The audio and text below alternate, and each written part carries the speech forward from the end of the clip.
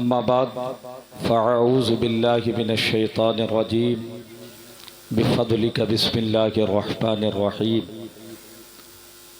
क़ुल बिफ़ज़लिल्लाहि व बिरहमतिहि फ़बिज़ालिका फ़लयफ़रहू वहुव ख़ैरुम मिम्मा यजमऊन। आमन्तु बिल्लाहि सदक़ल्लाहुल अज़ीम वबल्लगना रसूलुहुन नबियुल अमीनुल मकीनुल मतीनुल करीम व नहनु अला ज़ालिका लमिनश शाहिदीन व शाकिरीन व ज़ाकिरीन वल्हम्दुलिल्लाहि रब्बिल आलमीन। आइए बड़ी तेज़ी के साथ, क्योंकि मैं चंद मिनट के लिए आया हूँ और बड़ी तेज़ी से इस कुर्सी से नीचे उतर जाऊँगा, क्योंकि हमारे यहाँ जो खुसूसी ख़तीब मेहमान अज़ीज़ आले रसूल औलाद अली औलाद मखदूम सिन्ना औलाद अब्दुल रज़्ज़ाक़ नूरुल ऐन वो तशरीफ़ फरमा हैं। बस चंद मिनट ही मैं हुजूर तशरीफ़ लाने वाले हैं, तो लिहाजा बड़ी तेज़ी के साथ आइए हम और आप अक़ीदत व महब्बत के साथ नबी और आले नबी पर हदिया दुरूद व सलाम पेश करें और पढ़ें बावाज़े बुलंद दुरूद शरीफ।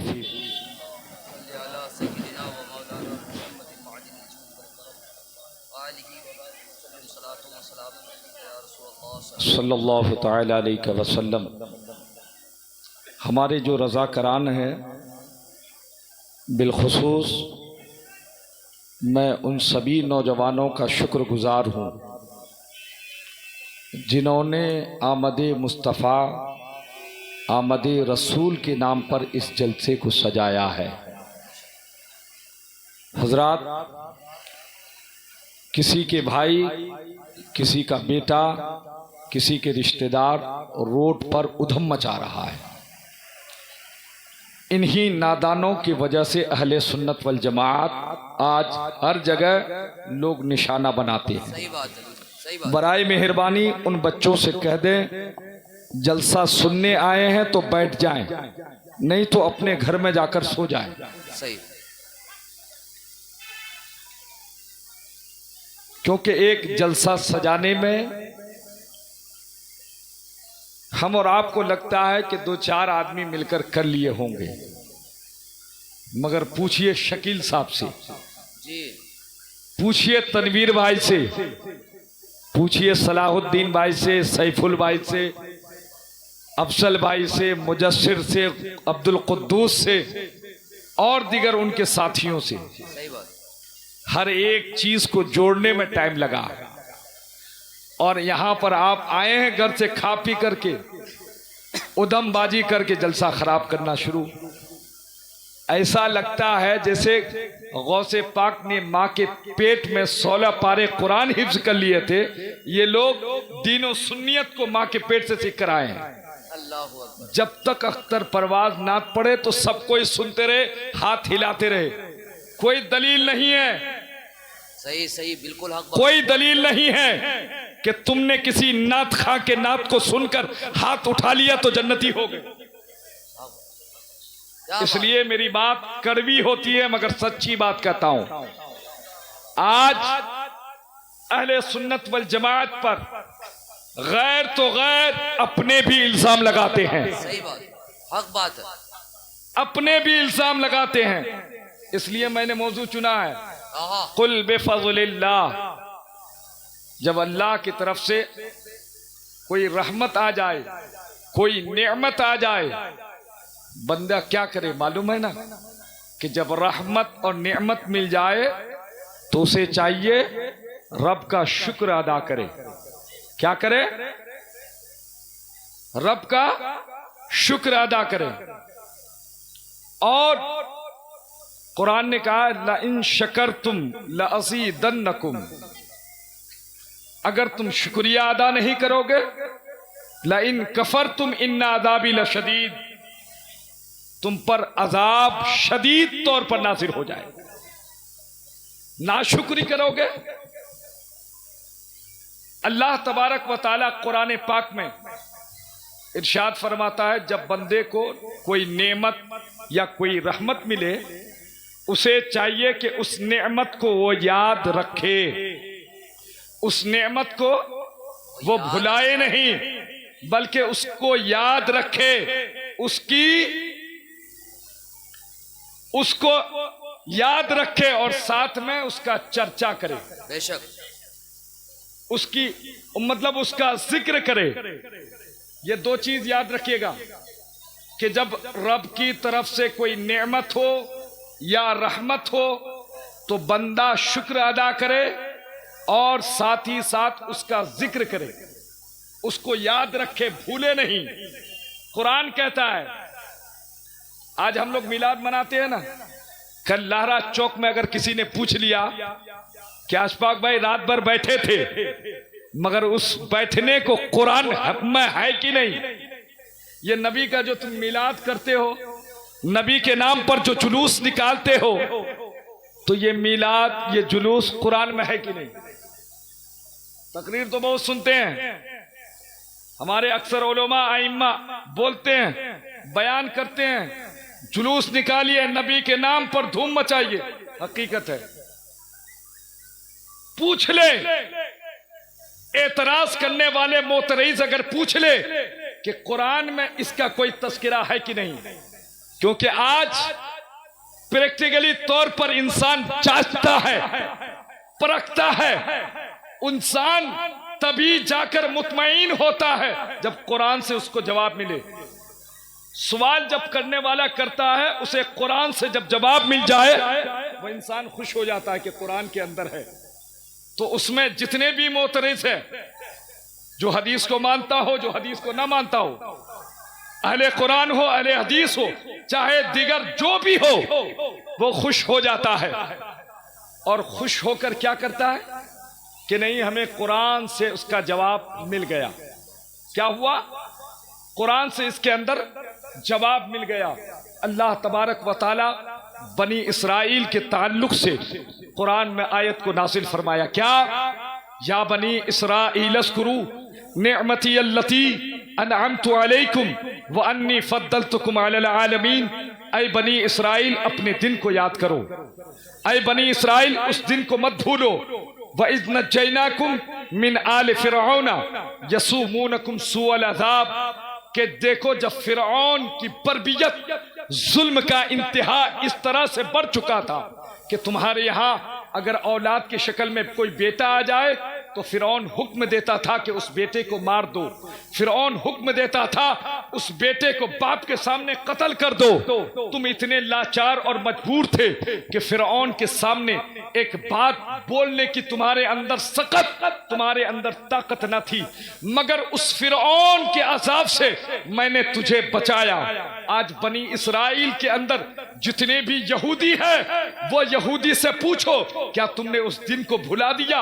वो यहूदी कहने लगता है नहीं, जिस दिन हम फिरौन के अदाब से बच गए थे वो दिन कोई और नहीं था, इतवार का दिन था। इसलिए पूरी दुनिया में इतवार के दिन छुट्टी मनाई जाती है।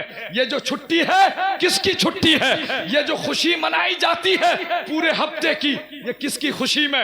ये फिरौन के अदाब से बचने की वजह से बनी इसराइल और यहूदी इतवार के दिन सेलिब्रेट करता है।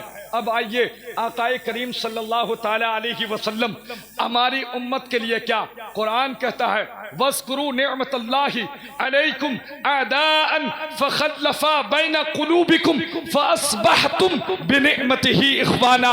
ऐ लोगो, जब तुझे कोई नेमत मिले तब भी भुलाओ मत। तुम्हारा हाल तो ये था कि नबी के आमद से पहले तुम टुकड़ों में बटे थे, तुम कबीलों में बटे थे, तुम जात में बटे थे, तुम बिरादरी में बटे थे, तुम अपने खानदान में बटे थे, तुम अपनी 14 हरात में बटे थे। बल्कि तुम्हारा आलम तो ये था कि कोई अगर अमीर होता था तो गरीब से दोस्ती नहीं रखता था। तुम्हारा आलम तो ये था कोई मालदार होता था तो गरीब को कोई पूछता ना था। मगर मैंने महबूब को भेजकर तुम्हें इंतशार होने से बचा लिया, बल्कि तुम्हारे इख्तिलाफ को खत्म करके इत्तेहाद दे दिया। क्या, इसलिए नबी की नेमत क्या बात है, सुभान अल्लाह, सुभान अल्लाह। अब गौर कीजिए कि उम्मत मोहम्मदिया के लिए कुरान ने क्या कहा, वस्कुरू नेमतल्लाहि अलैकुम आदान फखल्लफा बैन कुलूबिकुम फअस्बहतुम बिनिअमतिही इख्वाना। जो नेमत तुम्हें मिल जाए ना, उस नेमत को मत भूलो। अब दुनिया की नेमत को आप देखें कि आसमान हमारे लिए नेमत, जमीन हमारे लिए नेमत, दुनिया के जितनी भी चीजें हैं वो हम मुसलमान, हम इंसानों के लिए रहमत है, वो हर चीज इंसान के लिए रहमत है। मगर आप पता करें, आपको पता चलेगा ये आसमान किसके वजह से, जमीन किसके वजह से, दरिया की रवानी किसकी वजह से, दरिया की तुगयानी किसकी वजह से, या आबो हवा किसकी वजह से, या कौसर और तस्नीम किसकी वजह से, या सुंबुल और गुलाब किसकी वजह से, या खार किसकी वजह से। तो आपको कहना पड़ेगा कि जो कुछ भी है वो सब मेरे नबी के सदके। हाय हाय हाय हाय, नारे तकबीर, नारे रिसालत, जश्न आमदे मुस्तफा कॉन्फ्रेंस। बहुत अच्छा, जिंदाबाद ये जिंदाबाद। मेरे नबी के सदके। अब आगे बढ़िए, कुरान में एक आयत है। अब लोग कहते हैं ना कि दो ईद है, एक ईद उल अधा, एक ईद उल फित्र। ये बरेली लोग क्या करते हैं, 2, 3, 4 ईद मनाने लगते हैं। कुरान में इसका जिक्र है कि नहीं? पहली बात गौर से सुने, जुमे के दिन को हफ्तुल ईद कहा गया, ये हफ्ते की ईद है जी। उलमाओं को तवज्जो चाहूंगा, जुमा का दिन जो है वो हफ्ते की ईद है। अब लोग एतराज ये करते हैं कि साल में तो 2 ईद है, ये जो ईद मिलादुन नबी मनाते हो, कुरान में इसका तस्करा है कि नहीं, कुरान में इसका जिक्र है कि नहीं?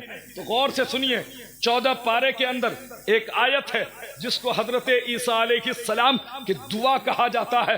कुरान में क्या है, रब्बना अंसिल अलैना माइदतम मिनस समाई तकूनो लना ईदा। गौर कीजिएगा, देखिए मेरी तकरीर अगर आप इधर उधर देखकर सुनिएगा तो आपका बाउंस होने लगेगा।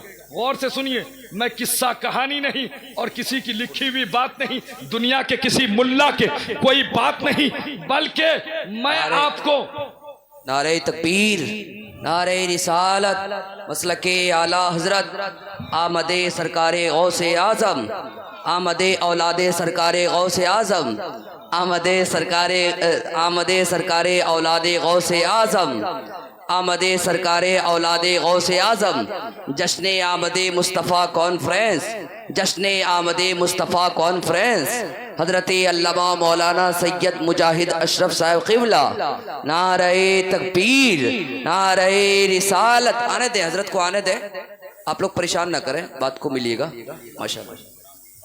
सरकार की आमद, दिलदार की आमद, दिलदार की आमद, पुरनूर की आमद, पुरनूर की आमद। दोस्तों, इस वक्त आप देख रहे हैं पीर तरीक़त रहबरे राह शरीयत गुले गुलजारे अशरफियत हजरत अल्लामा मौलाना सैयद मुजाहिद अशरफ साहब क़िबला की आमद आमद। बैठे आप सब मोहब्बत के साथ, जो लोग रोड पर हैं वो कुर्सियों को ले लें।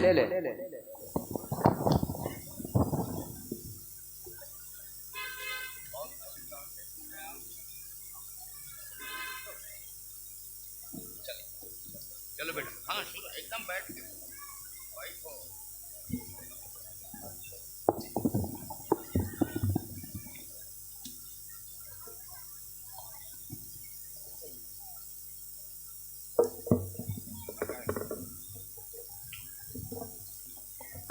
हजरात, आप अपने माथे की आंखों से औलाद गौसे आज़म, औलाद अली की नूरानी चेहरे की दीदार कर रहे हैं। दीदार कीजिए, अपने क़ुलूब व अज़हान को मुनव्वर व मुजल्ला फरमाए। पर एक मरतबा बाबाज़ बुलंद दुरूद शरीफ, अल्लाहुम्मा सल्ली अला सय्यदना मौलाना व मौलाना मुहम्मदिन बारिक वसल्लिम सल्लु अलैहि सलातुम व सलामुन अलैका या रसूल अल्लाह सल्लल्लाहु तआला अलैहि वसल्लम। हकीकत में ये जो माइक है ना, चालीसा के लिए ठीक है, चालीसा मिलाद के लिए ठीक है, जलसा के लिए नहीं जी। बड़ा मेहरबानी उसको समझा दें, माइक वाला नहीं समझता है। हजरत की इजाज़त है, इसलिए 5-10 मिनट और मैं बोल लूँ, अपनी तकरीर को समेटने की कोशिश कर रहा हूँ। बिलखुसूस जो नौजवान अभी भी इधर उधर भटक रहे हैं, वो बदकिस्मत तो नहीं कहूंगा, बदनसीब जरूर कहूंगा, कम नसीब जरूर कहूंगा कि हजरत की आमद है और फिर भी अभी रास्ते में इधर उधर टहल रहे हैं। ये कम नसीब इंसानों की पहचान है। अरे मेरा ईमान और मेरा विजदान ये कहता है, ये औलादे अली, औलादे गौसे आजम का चेहरा अगर देख लिए, इनकी नजर आप पर अगर पड़ गई तो बरोज़े महशर वो पहचान कर निकाल लेंगे कि मैं किसी मजमे में गया था और मेरी बातों को बगौर ये सुन रहा था। मगर आज हम हैं कि इन चीजों को सुनने के लिए तैयार नहीं। आलम तो ये हो चुका है कि अगर गौसे आजम भी आ जाए ना बगदाद से चलकर, तब भी हम लोग वहीं के वहीं धरे रहेंगे। मेरे प्यारे, अपने आप को संभालें। मैं बयान ये कर रहा था कि आज लोग एतराज करते हैं ईद के ऊपर। साल में 2 ईद है, ये बरेली लोग तीसरा, चौथा, 5वां ईद कहां से मनाने लगते हैं। अब गौर करें, हफ्ते में एक ईद है जो जुमा का दिन है, हफ्ते में एक ईद है जो जुमा का दिन है, मगर लोग उसको नहीं समझते हैं। अब आइए कुरान से मैं आपको बताता चलूं। हजरत ईसा अलैहिस्सलाम की दुआ है क्या? रब्बना अंजिल अलैना माइदतम मिनस समाए तकूनु लना ईदा।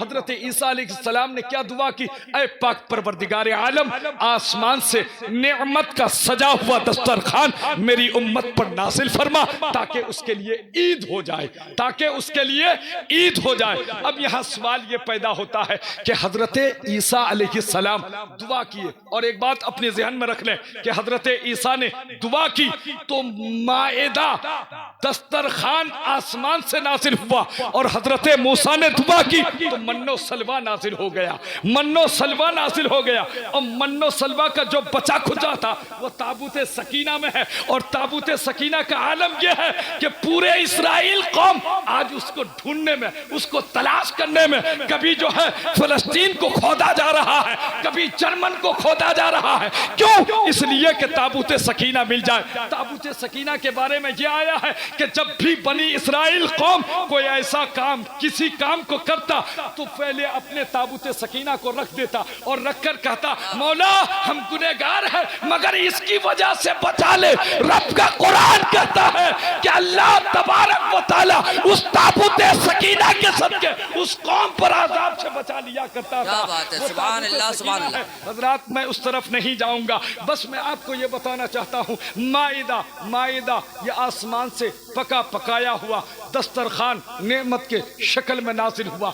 अब एक बात बताइए कि ईसा अलैहिस्सलाम की उम्मत पर आसमान से अगर पका पकाया हुआ खाना आ जाए तो उस खाने को खाकर वो लोग ईद मनाए। उसमें क्या था? खाने के लिए क्या क्या सामान होगा? यही होगा, रोटी होगा, मछली के सालन या दीगर चीज। हम उस तरफ नहीं जाते हैं, मगर मैं आपको बताता चलूं, खाना आ जाए वो उम्मत ईद मना ले तो जिसके सदके में पूरी कायनात को खाना मिले, जब वो नबी तशरीफ लाए तो हम गुलाम क्यों ना ईद मनाए? सुभान अल्लाह, सुभान अल्लाह। हम क्यों ना ईद मनाए? अब आइए आखिरी जुमला मैं आपको देने जा रहा हूं, उसके आगे क्या है? ईदल अव्वलना, वाह, ईदल अव्वलना व आखिरना। ये 2 अल्फाज है, एक अव्वल है एक आखिर है। अब गौर करें क्या कहा? परवरदिगार वो दस्तरखान को नाजिल फरमा जो अव्वल के लिए भी ईद हो, आखिर के लिए भी ईद हो।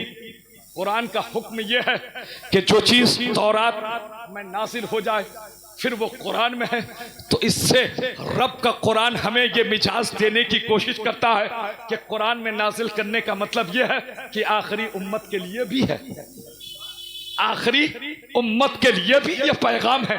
इसीलिए अव्वलना कह के छोड़ देता।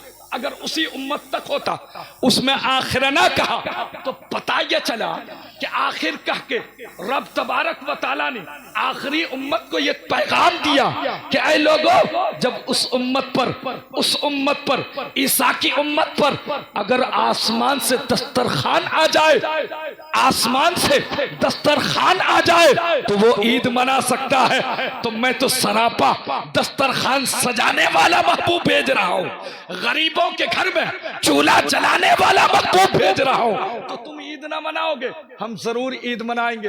अब आगे बढ़िए, मैंने जिस आयत को तिलावत की ना, वो आयत क्या है? कुल बेफज़लिल्लाह, कुल बेफज़लिल्लाह व बिरहमतिही, जब अल्लाह का फजल हो जाए, व बिरहमतिही, और उसकी रहमत हो जाए, फबिज़ालिका फलयफ़रहू, तुम खुशियां मनाओ।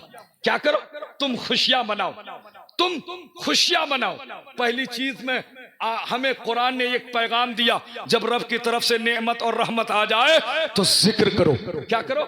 जिक्र करो, उसको याद रखो, भूलो नहीं, बल्कि उसको याद रखो, उसको जिक्र करो। अब कुरान यहां क्या करा? फबिज़ालिका फलयफ़रहू, तुम उसको खूब याद करो, खूब उसको याद करो, खुशियां मनाओ। कैसे खुशी मनाए? कुरान एक वाहिद किताब है जो हर चीज का पूरा ट्रांसलेट के साथ जवाब उसमें नहीं। अब जैसे नमाज है, नमाज में क्या कहा?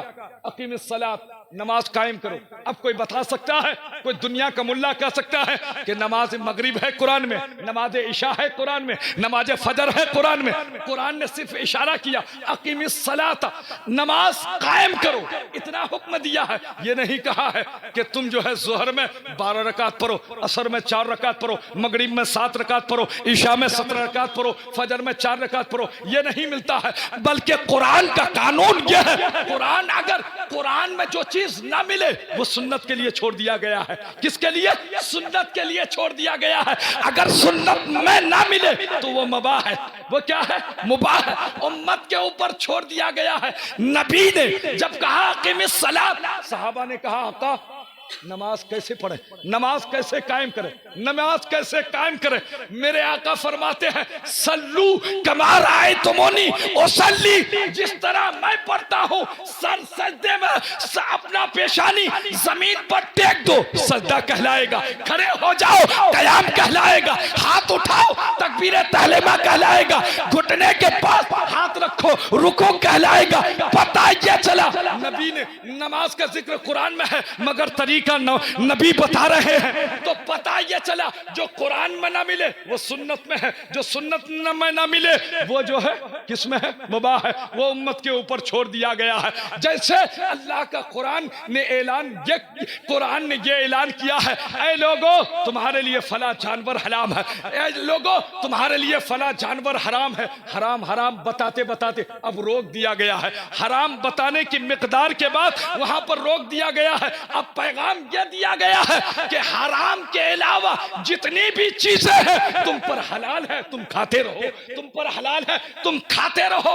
इसी तरह से कुरान ने कहा है फबिज़ालिका फलयफ़रहू, तुम खुशियां मनाओ। अब खुशी कैसे मनाए, किस तरह से खुशी मनाए? रब का कुरान कहता है वअम्मा बिनिअमति रब्बिका फहद्दिस, तुम अपने रब की नेमत जब तुम्हें मिल जाए तो खूब खूब चर्चा करो। क्या करो? खूब खूब चर्चा करो। पहले पैगाम यह दिया था कि नेमत मिल जाए, रहमत मिल जाए तो जिक्र करो। अब पैगाम यह दिया जा रहा है तहदीस नेमत पर, तहदीस नेमत के तौर पर चर्चा करो। अब कोई इंसान जिक्र करता है, मिसाल के तौर पर पीर साहब यहाँ पे मौजूद है, औलादे अली औलादे गौसे आजम यहाँ पर मौजूद है, अगर वो जिक्र करेंगे हमें खबर नहीं है। अब अपने हुजरे में अभी आराम फरमा रहे थे, मालूम नहीं हजरत आराम कर रहे थे या जिक्र कर रहे थे, हमें कोई पता नहीं है, हमें कोई खबर नहीं है। मेरे प्यारे, अगर शोहर जिक्र करे औरत को खबर नहीं, बेटा जिक्र करे तो बेटी को खबर नहीं, बहन जिक्र करे तो माँ को खबर नहीं। क्या मतलब कि जब कोई जिक्र करता है जिक्र करने वाला जानता है, दूसरे को कोई खबर नहीं। मगर कुरान ने दूसरा क्या पैगाम दिया कि जब रब का फजल हो जाए, रब की नेमत मिल जाए तो तुम जो है खूब खूब चर्चा करो। अब चर्चा करने के लिए किसी चीज की जरूरत है, चर्चा करने के लिए कुछ तो करना पड़ता है। जब नबी की रहमत सारे आलम के लिए रहमत बनकर आए हैं, तो उस रहमत का चर्चा हम ऐसे नहीं करेंगे कि कोने में बैठ गए मस्जिद में और बैठकर हम जिक्र कर रहे हैं। नहीं नहीं, इससे काम नहीं चलेगा, बल्कि चर्चा करना पड़ेगा। चर्चा के लिए पिंडाल सजाना पड़ेगा, चर्चा के लिए माइक को लगाना पड़ेगा, चर्चा के लिए लोगों को दावत देनी होगी, चर्चा के लिए पीर साहब को दावत देनी होगी, चर्चा के लिए नकीब को बुलाना होगा, चर्चा के लिए नबी के जिक्र करने वाले को दावत देकर बुलाना होगा। तो पता ये चला कि जब चर्चे की बात आती है तो हम आशिकाने मुस्तफा जश्न ईद मिलादुन नबी मना कर नबी का चर्चा किया। वाह वाह वाह, नारे तकबीर, नारे रिसालत, जश्न आमदे मुस्तफा कॉन्फ्रेंस, हजरत मौलाना कारी कमर रजा नूरी साहब क़िबला। जिक्र होता सब कोई बैठ जाता, जुलूस में कोई नहीं जाता। कुरान ने कहा जिक्र का, तो हम तो घर में जिक्र कर लिए, अब क्या चाहिए? हम तो घर में जिक्र कर लिए, फजर बाद जिक्र कर लिए, अब क्या जरूरत है? नहीं, फल यफरहू, धूम मचा दो, फल यफरहू, धूम मचा दो। तो आशिकाने मुस्तफा जब निकलते हैं धूम मचा देते हैं, जब निकलते हैं तो लोगों को पैगाम देते हैं, देखो कोई और नहीं बल्कि हम अपने नबी की पैदाइश के दिन को सेलिब्रेट कर रहे हैं, पैदाइश के दिन को मना रहे हैं। अल्लाह अकबर कबीरा। मगर क्या बताएं इस कौम को, जो एतराज मोतरीज कौम को क्या बताएं?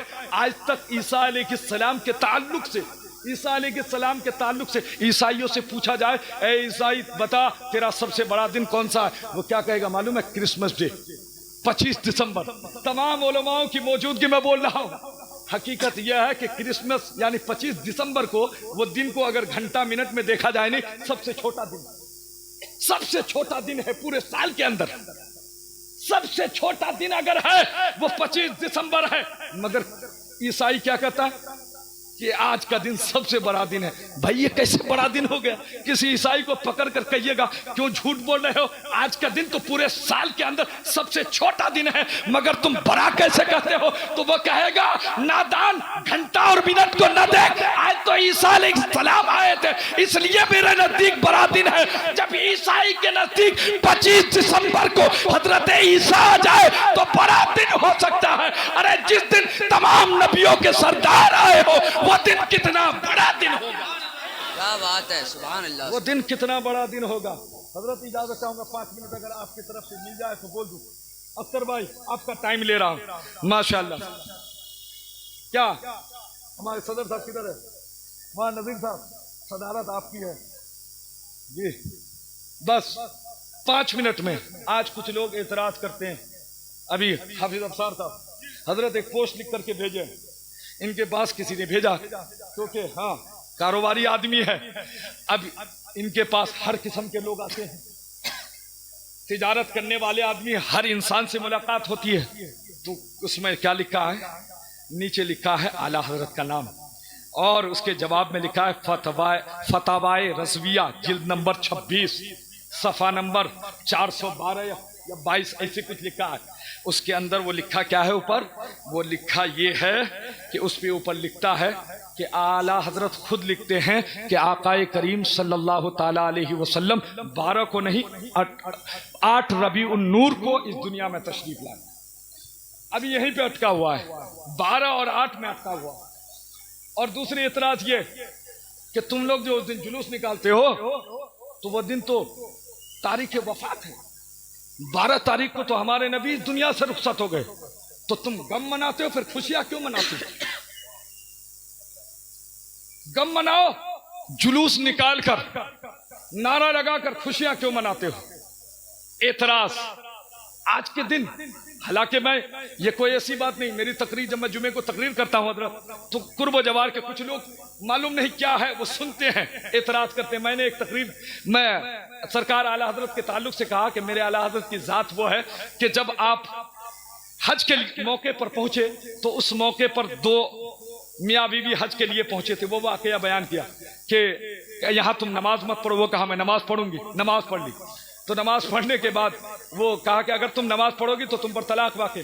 तो वो फौरन जो है बुढ़िया थी, गुस्से में आके कही कैसी बात करती, कैसी बात तुम करती, लिहाजा मैं नमाज यहाँ तो पढ़ूंगी।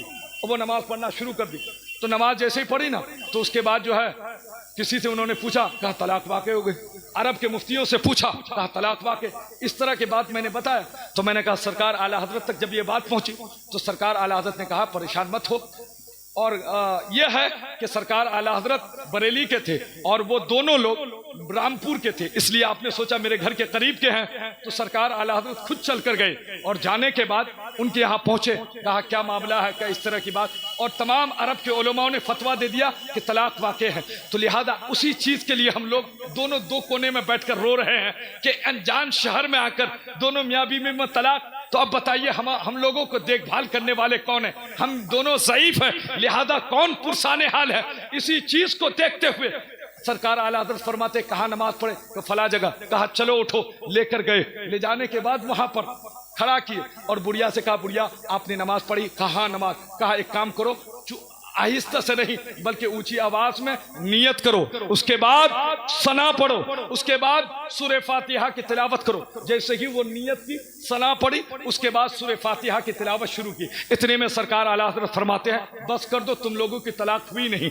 लोगों ने पूछा क्यों? कहा इसलिए कि जिसके नमाज में सूरह फातिहा गलत हो उसकी नमाज नामुकम्मल है। जब नमाज नामुकम्मल है तो तलाक भी नहीं हुए। अल्लाह अकबर। जब ये मैं बात बताया तो लोग एतराज करने लगे कि मौलवी साहब नियत बांध लिए तो नमाज तो हो गई। तो मैंने कहा नादान सुन, नमाज उस चीज का नाम नहीं, तूने अगर नियत को बांध दिया नमाज उसे नहीं कहा जाता, बल्कि नमाज के अंदर फराइज भी है, वाजिबात भी है, सुननो मुस्तहब भी है। क्या छूट जाने से सजदा सहू करना पड़ेगा? क्या छूट जाने से आपको दोहराना पड़ेगा? पहले वो बात मालूम कर ले, तब तुम्हें समझ में आएगा कि आला हज़रत क्या।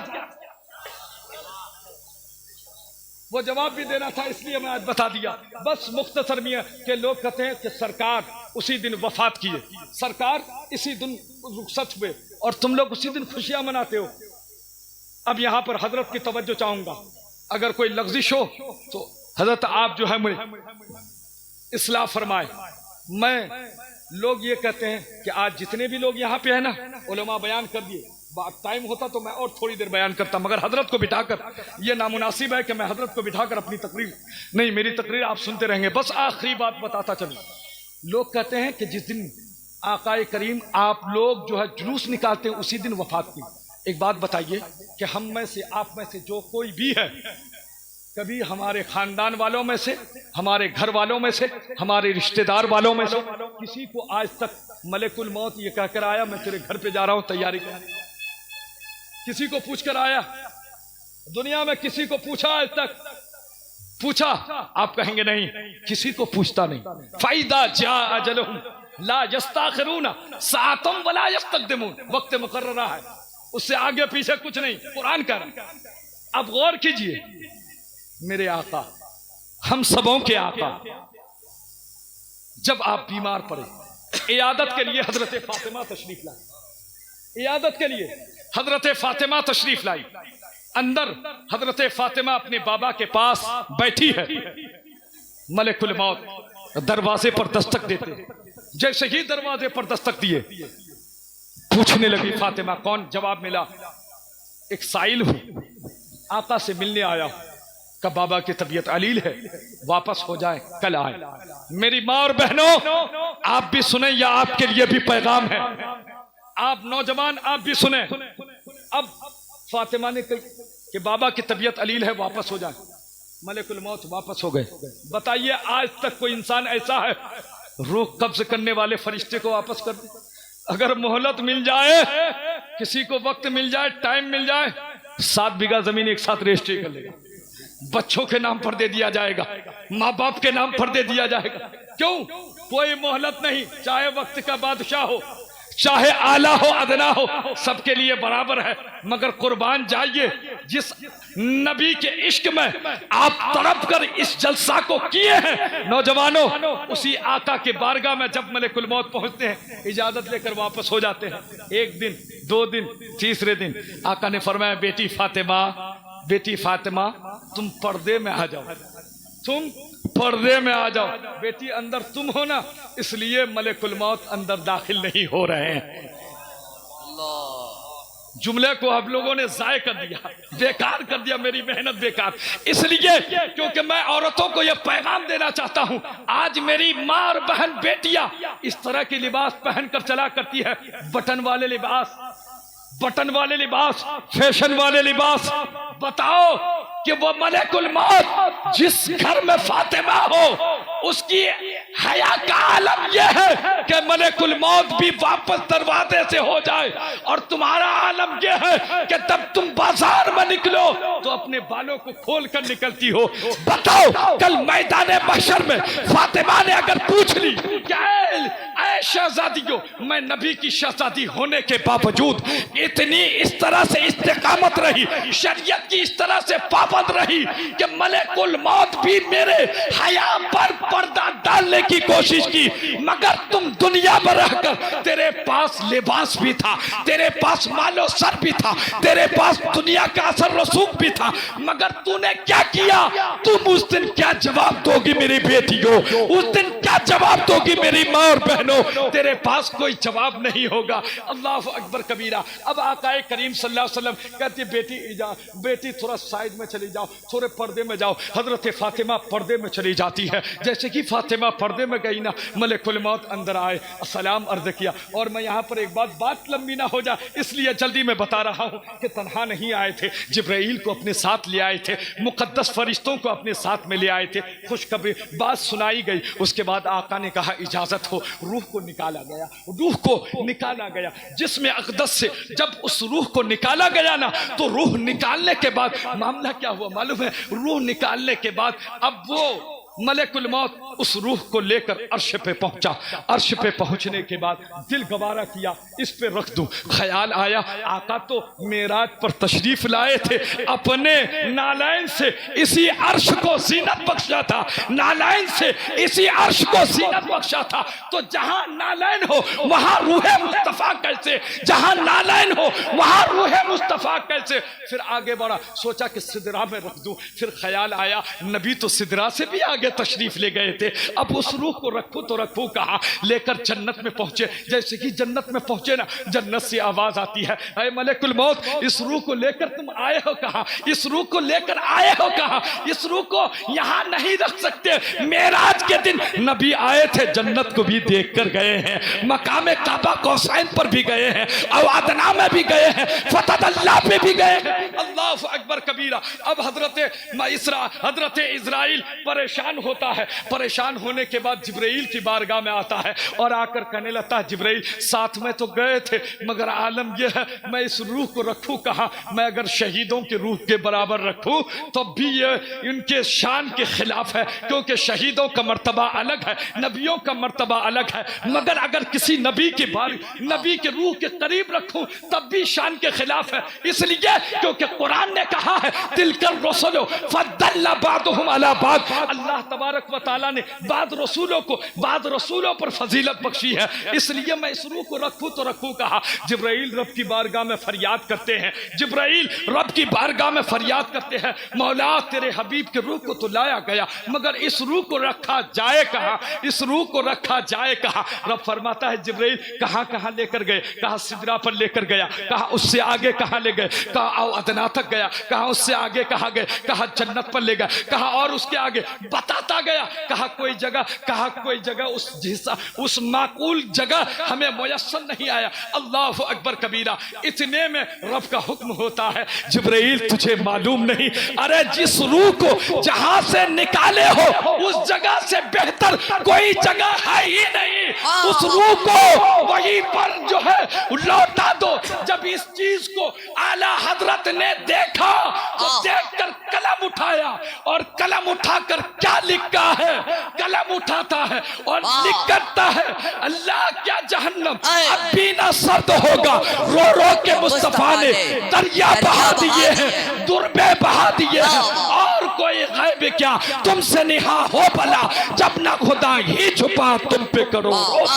नारे तकबीर, नारे रिसालत, जश्न आमदे मुस्तफा कॉन्फ्रेंस। बहुत अच्छा, जिंदाबाद जिंदाबाद।